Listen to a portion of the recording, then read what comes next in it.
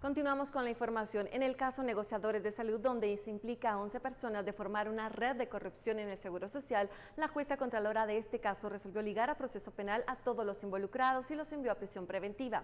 Enlazamos rápidamente con Cristian Martínez en la Torre de Tribunales para que nos amplíe la información. Adelante, Cristian. Gracias, así es, muy buenas tardes. Bueno, hace algunos minutos acaba de finalizar la diligencia judicial en el caso que se sigue en la corrupción en el Seguro Social, específicamente en los negociadores de salud. Como tenemos conocimiento, la jueza Mélida Vázquez indicó que liga a proceso penal a los 11 implicados por este caso. Sin embargo, le dio medida sustitutiva a 9 de los 11 implicados. Con esto ahora queda una disyuntiva o queda algunas respuestas en el limbo si es posible que puedan pagar esta medida sustitutiva, específicamente una caución económica de 35,000 quetzales y poder recobrar la libertad.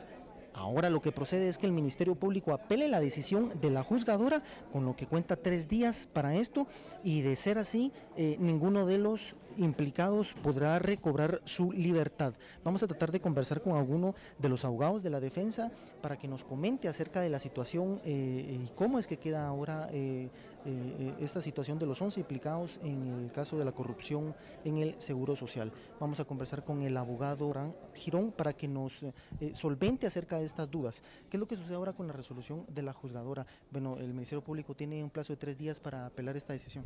Efectivamente, en cuanto a las medidas de coerción, el Ministerio Público y las demás partes procesales tienen 3 días para poder presentar el recurso de apelación que consideren conveniente. El asunto es de que se dictó una resolución en la que las medidas de coerción, específicamente las medidas sustitutivas giradas a favor de todos los sindicados excepto el señor Alejandro Toledo y Juan Pablo Muralles, quedó en efecto suspensivo hasta que se resuelva un recurso de impugnación, que muy seguramente se va a dar, porque normalmente la Fiscalía pues sí impugna estas resoluciones, lo que básicamente deja en un estado como de limbo las medidas de coerción de medida sustitutiva que se había otorgado a favor de la mayoría de los sindicados en el proceso.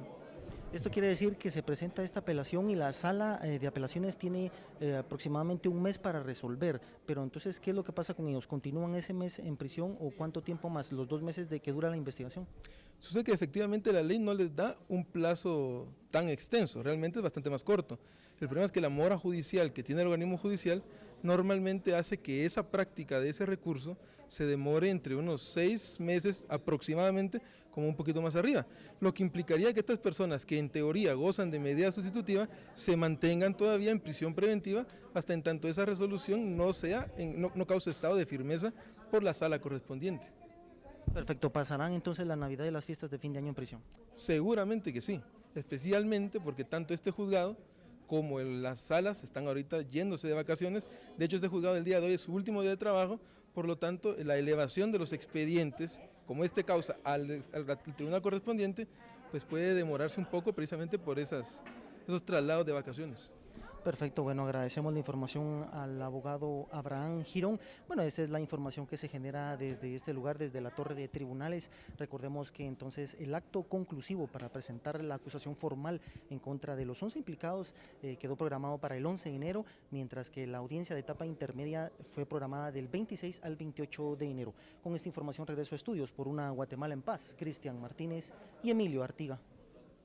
Gracias, Cristian. En el caso que se sigue en contra del general José Efraín Ríos Montt, el Centro de Acción Legal para los Derechos Humanos presentó una apelación y una recusación en contra de la magistrada Anabela Cardona para que sea separada del caso y de la sala de apelaciones de mayor riesgo, por lo que hoy se llevó y se celebró ante magistrados de esta Corte Suprema de Justicia la audiencia de vista pública. Ahora queda esperar la resolución de los magistrados sobre si es prudente o no darle trámite a la acción presentada.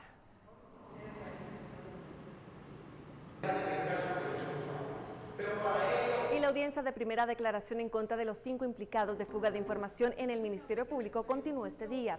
La jueza Judith Secaida, titular del Juzgado Quinto de Instancia Penal, escuchó las declaraciones de los primeros implicados. La Fiscalía les indica de los delitos de asociación ilícita y revelación de información confidencial o reservada a través de escuchas telefónicas a las personas Luis Enrique López Coronado, abogado y presunto líder de la estructura, Rigoberto Castañón Mejía, abogado, Gladys del Cid Aguilar, trabajadora del Ministerio Público, Carlos Cisneros Torres, trabajador, y Sigrid Álvarez, también trabajadora del Ministerio Público. La audiencia continúa mañana y podría conocerse el punto resolutivo.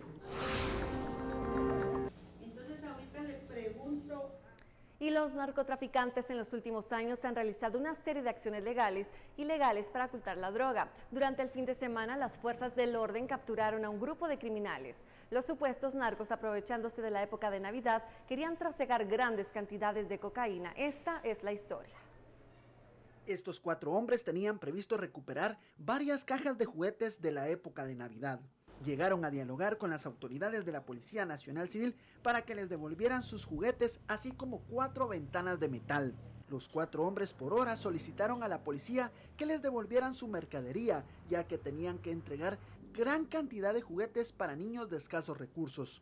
Por momento, los hombres ofrecieron a la Policía Nacional Civil una fuerte suma de dinero, valor que era el doble de la mercadería. La unidad canina se presentó para verificar por qué la insistencia de los hombres en pedir los juguetes y las 4 ventanas de metal. Tal fue la sorpresa de las fuerzas de seguridad, ya que descubrieron en el interior de las ventanas droga. El monto, 418 kilos de cocaína valorada en $5 millones. Esto llamó mucho la atención. La Policía Nacional Civil coordina con la unidad antinarcótica, logran observar que pesan demasiado. Viene la unidad canina, logra olfatear que hay algo ilícito en el interior, se empiezan a desarmar, incluso hay hasta cemento para poder evadir los anillos de seguridad en el tema de narcotráfico. Se logra romper el cemento. Este furgón de juguetes fue decomisado el 14 de octubre en El Boquerón. De este caso se capturaron a 4 policías, quienes según investigaciones sabían del traslado de la droga. Por una Guatemala en paz, en cámara Julio Bellón, reporta para Noticiero Guatevisión, Alberto Cardona. Miembros de la Escuela de Ciencias Políticas de la Universidad de San Carlos de Guatemala asistieron esta mañana al Congreso de la República para discutir temas de seguridad. Sugieren que el presidente electo Jimmy Morales combata el problema a través de la combinación de inteligencia civil, militar y de estrategia, dependiendo lo que requiera cada caso en específico. También solicitaron el apoyo de los diputados como fiscalizadores del Poder Ejecutivo y como proveedores de una legislación que garantice esta seguridad. Y el viernes pasado, más de 100 pilotos de Transurbano del Eje Sur, pertenecientes a la Petapa, suspendieron las actividades debido a la falta de pago. El sábado continuó la suspensión de estos servicios como una medida de presión a las autoridades para que se hiciera efectivo el pago de los salarios. El Procurador de los Derechos Humanos llegó a un consenso con los pilotos a quienes ya se les ha pagado y el domingo se normalizaron las actividades de Transurbano. Entre otras denuncias presentadas a la PDH fueron el acoso sexual del que son víctimas algunas trabajadores del Transurbano Siga por parte de los jefes inmediatos y descuentos en los servicios del ICS. El problema acá es que ojalá que la gente de Transurbano Siga, me refiero a la Junta Directiva y demás personeros, no estén utilizando esta estrategia de poner problema o realizar crisis al transporte derivado del impago o no pago de los salarios para generar una exigencia hacia el organismo ejecutivo para que les paguen los aportes del subsidio al cual ellos dicen tener derecho. Y de acuerdo al reglamento, el COM 42-2009, hay sanciones hasta la misma cancelación de la licencia de operación para esos transportistas si en algún momento dejan de prestar el servicio. Corte comercial y más adelante una persona fallecida y 2 heridos en ataque armado en Nueva York. La información completa al volver, porque al caer la tarde vale la pena estar bien informado. Ya regresamos.